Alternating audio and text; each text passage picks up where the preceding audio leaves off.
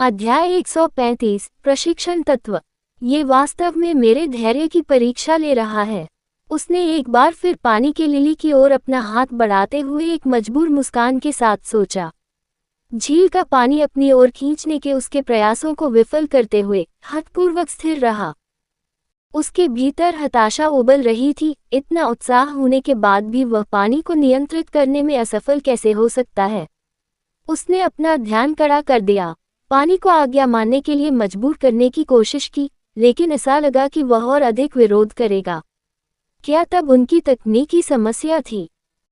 उसे यह महसूस ही नहीं हो रहा था कि यह मामला है। वह निर्देशों और अपनी प्रवृत्ति के अनुसार काम कर रहा था। यदि तकनीक वास्तव में समस्या होती तो वह पहली बार में पानी में थोड़ा सा भी बदलाव या उतार चढ़ाव पैदा करने में सक्षम नहीं होता। किसी चीज को हिलाना तो दूर की बात है, लेकिन चूंकि ऐसा नहीं था तो उन्हें यकीन था कि जिस तकनीक का वह इस्तेमाल कर रहे थे उसमें कोई बदलाव नहीं होगा। वह इस कार्य में कई घंटों तक लगा रहा, लेकिन कोई सफलता नहीं मिली। जितना अधिक उसने पानी को आगे बढ़ने के लिए मजबूर करने की कोशिश पर ध्यान केंद्रित किया, उतना ही कम प्रतिक्रियाशील लग रहा था। उसने सोचा, क्या दृष्टिकोण सही था? क्या उसे कुछ अलग करने की कोशिश करनी चाहिए? उस समय उसके मन में एक कुटिल विचार आया, क्या मुझे जाकर झील से एक प्याला पानी भर लेना चाहिए? लेकिन अगले ही पल उन्होंने इसे हंसी में उड़ा दिया। यह मूर्खतापूर्ण था। एलिसन निश्चित रूप से तब तक विश्वास नहीं करेगी जब तक वह उसे अपनी आंखों के सामने व्यवहारिक प्रदर्शन नहीं दिखाती। कहने की जरूरत नहीं, अगर उसे बेवकूफ बनाने की कोशिश की गई तो यह उसका नुकसान भी था। भविष्य में उसे आखिरकार खुद पर ही निर्भर रहना होगा। काफी समय हो गया था जब वह बिना किसी परिणाम के इस कार्य में व्यस्त थे। उसने दरवाजों के हिलने और एलिसन के प्रवेश करने की आवाज सुनी। उसकी एकाग्रता डगमगा गई और उसने महसूस किया कि कक्ष की ठंडी नमी उसकी हड्डियों में रिसने लगी है। चरमराहट। दरवाजे की चरमराहट ने उसकी एकाग्रता को तोड़ दिया और उसने एलिसन को प्रवेश करते हुए देखने के लिए ऊपर देखा। उसकी शांत उपस्थिति ने उसे एक सांस लेने की याद दिलाई। एलिसन उसके पास आए, उसकी आंखें जिज्ञासा के संकेत के साथ अभी भी खाली कप में देख रही थी। मुझे दिखाओ कि तुम क्या कर रहे हो, उसने धीरे से पूछा। ओलिवर ने अपने अभ्यासित लेकिन थके हुए हाथ से अपने तरीकों का प्रदर्शन करते हुए सिर हिलाया। एलिसन ने देखा, उसकी भौहें थोड़ी सिकुड़ गईं और फिर उसने उसे रोकने के लिए उसके कंधे पर एक कोमल हाथ रखा। वह आंतरिक रूप से काफी आश्चर्यचकित थी, ये देखते हुए कि उसके वापस आने से पहले ही वह उसे कितने तरीके दिखा चुका था और उनका उपयोग कर चुका था।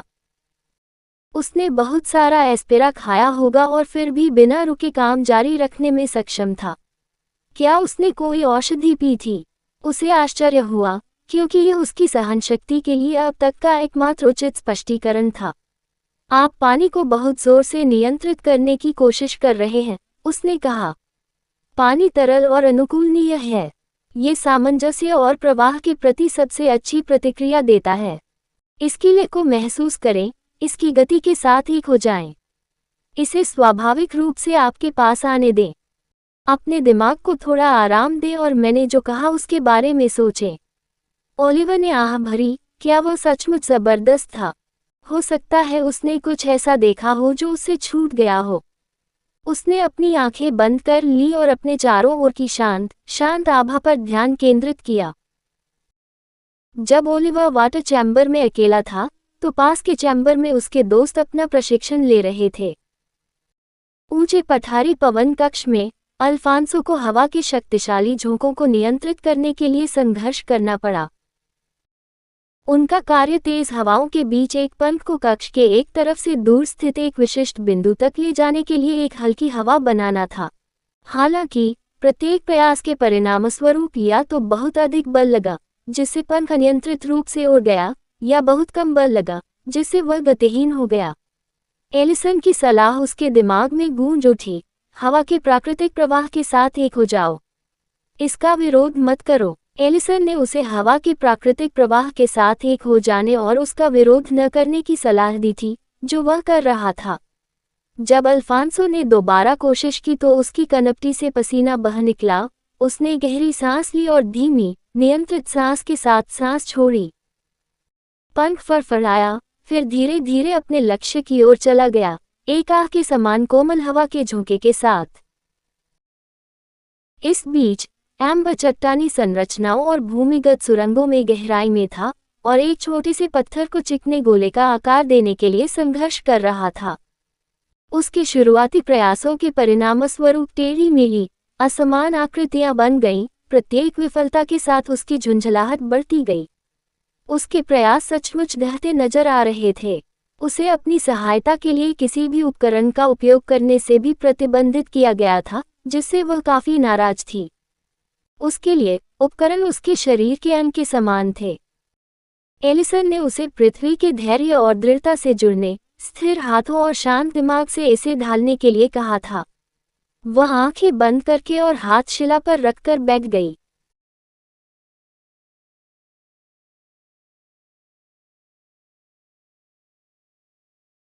धीरे धीरे उसने पृथ्वी की स्थिर ऊर्जा को अपने अंदर प्रवाहित होने दिया। उसकी हरकतें अधिक विचारशील और धैर्यवान हो गईं। धीरे धीरे शिलाखंड ने चिकना आकार लेना शुरू कर दिया। तूफानी थंडर चैम्बर में डैनियल का कार्य एक निर्दिष्ट लक्ष्य पर हमला करने के लिए बिजली के नियंत्रित बोल्ट को बुलाना था। उनके संघर्ष तीव्र थे। बिजली अक्सर दिशा से भटक जाती थी या बहुत तेजी से नष्ट हो जाती थी। कभी कभी वह लगभग खुद को बोल्ट से बंद कर लेता था। आखिरकार वह बिजली को नियंत्रित करने के लिए अत्यधिक उत्साहित था। उनकी उत्तेजना के परिणामस्वरूप अक्सर ऊर्जा का जंगली, अनियंत्रित विस्फोट होता था, जिसके परिणामस्वरूप उपरोक्त परिणाम होते थे। एलिसन को उसे अपनी भावनाओं का दोहन करने, अपनी तीव्र ऊर्जा को बिखरने देने के बजाय केंद्रित शक्ति में लगाने की याद दिलानी पड़ी।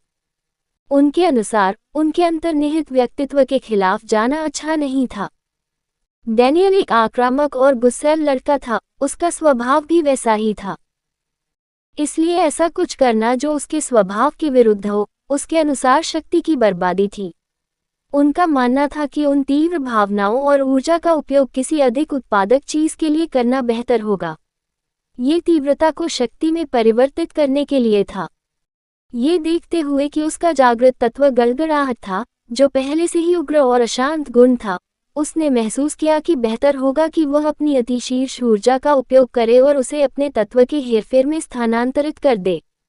एलिसन ने उसे अपनी भावनाओं का दोहन करने के लिए कहा था, अपनी तीव्र ऊर्जा को बिखरने देने के बजाय केंद्रित शक्ति में लगाने के लिए। और यह डैनियल के लिए सबसे कठिन काम था। हालांकि यह लाभप्रद लग सकता है कि वह अपनी तीव्र ऊर्जा और भावनाओं का उपयोग खुद को रोके बिना कर सकता है, लेकिन ऐसा करने के लिए उसे उतने ही ध्यान और एकाग्रता की आवश्यकता थी। इसे हासिल करने में सक्षम होने के लिए उसका शांत दिमाग होना आवश्यक था। इसे उन्हें एकाग्रता के माध्यम से हासिल करना था, जो उनके गर्म खून वाले स्वभाव के विपरीत था। उसने अपने भीतर तीव्र ऊर्जा को महसूस करते हुए अपनी मुट्ठियां भींच लीं।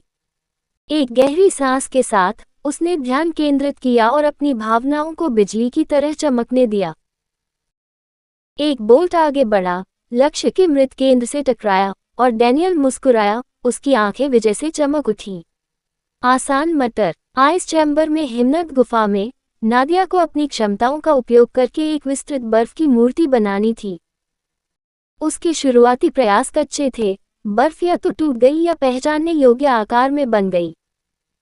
एलिसन की सलाह स्पष्ट थी, बर्फ को नाजुक चालाकी से आकार दे, क्रूर बल से नहीं।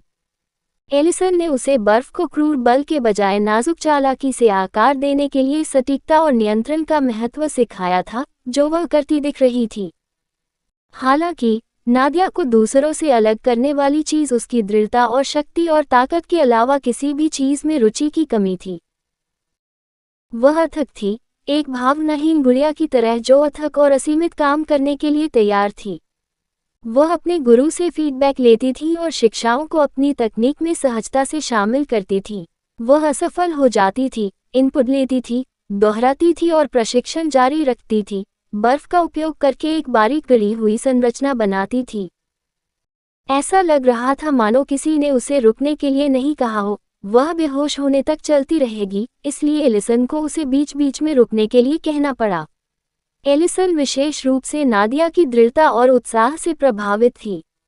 अब तक केवल ओलिवा और 2 बहनें ही उसके जितना एस्पेरा रखने में सक्षम साबित हुई थी। जहां तक बहनों की बात है, सूर्य की रोशनी वाले प्रकाश कक्ष में एवलिन का कार्य दीवार पर एक विशिष्ट पैटर्न बनाने के लिए प्रकाश किरणों में हेरफेर करना था। उसके शुरुआती प्रयासों के परिणामस्वरूप बिखरी हुई, अकेंद्रित रोशनी मिली जो वांछित आकार बनाने में विफल रही। एलिसन ने उसे अपने आंतरिक प्रकाश पर ध्यान केंद्रित करने, उसकी तीव्रता और दिशा को स्पष्टता और इरादे के साथ नियंत्रित करने के लिए निर्देशित किया। एवलिन ने खुद को केंद्रित करते हुए अपनी आंखें बंद कर लीं। उसने स्पष्ट रूप से पैटर्न की कल्पना की और प्रतिक्रिया में अपनी नाड़ी के भीतर प्रकाश को महसूस किया। अपनी आंखें खोलकर उसने पूर्ण नियंत्रण के साथ किरणों को निर्देशित किया और वांछित आकार धीरे धीरे दीवार पर बन गया। एलिसन ने सरनी का उपयोग करके उन सभी को वापस छात्रावास में पहुंचाया। जैसे जैसे दिन ढलने लगा, समूह शयनगृह में एकत्र हो गया। उनके चेहरे पर थकावट साफ झलक रही थी। आरामदायक शयनगृह में वापस ओलिवा अपने दोस्तों के साथ शामिल हो गया क्योंकि वे दिन की घटनाओं से मुक्त हो गए थे। उन सभी के चेहरे पर इस समय थकावट लिखी हुई थी। एलिसन ने उनसे भोजन का वादा किया था और वे लकड़ी की बड़ी डाइनिंग टेबल के चारों ओर इकट्ठा हो गए। उसकी प्रतीक्षा करते समय उनकी थकान के साथ प्रत्याशा भी मिश्रित हो गई। कहानी खत्म। अलविदा।